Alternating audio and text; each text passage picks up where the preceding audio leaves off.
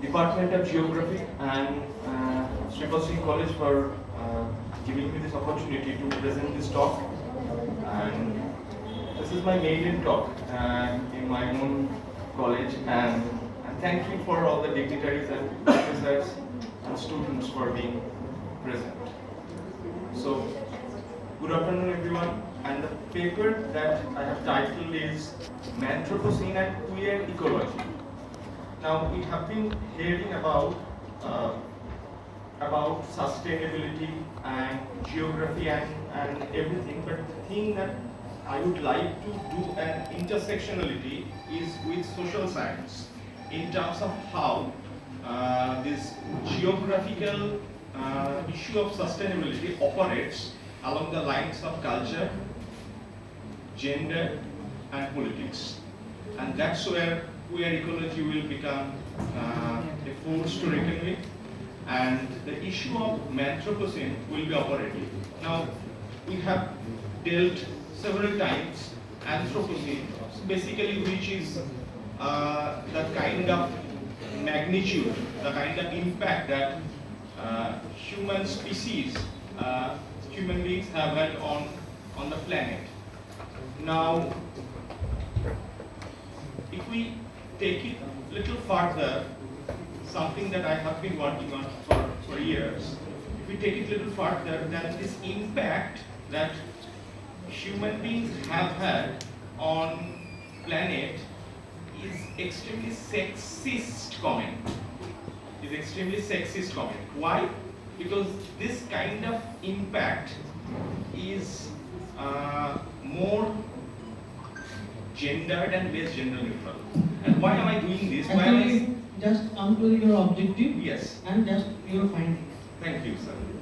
And the objective of this paper is that how this gendered impact is basically has a lot to do with man occupying the public space.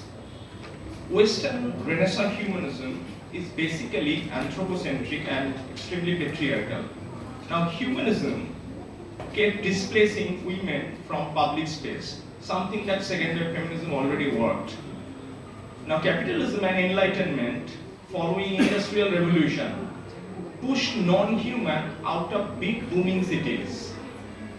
Along with animals, plants, robots have all been used and more importantly abused to carve a nexus between, say, capitalism and patriarchy. Now, in this regard, trans body becomes a very interesting argument. Now, it was in the year of 2014 that a trans people became father, and the trans man gave birth to a daughter. Now, when a trans man gives birth to a daughter, and the trans woman has impregnated the trans man, then does still the division that is done on man and woman on the basis of genitalia remain valid?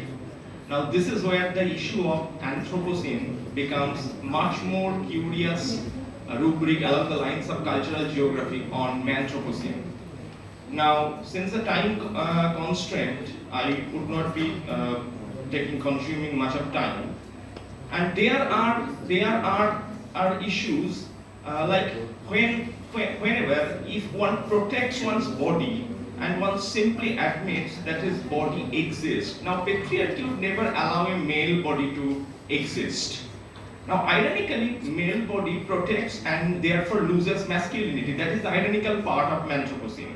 And there is an equivocation with regard to the male body, that male body is therefore both existing as well as non-existing within the cultural geography of heteronormativity.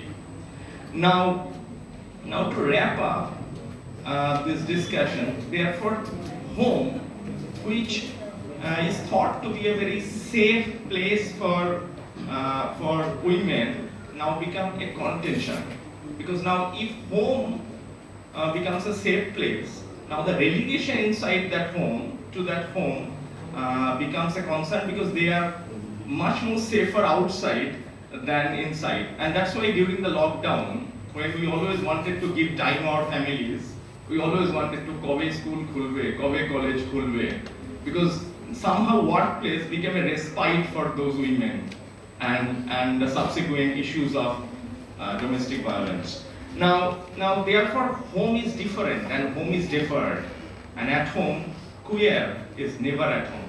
And patriarchy has got a better way of home and planet to perpetuate Anthropocene in post-truth era of critical post-humanities and trans-masculinities.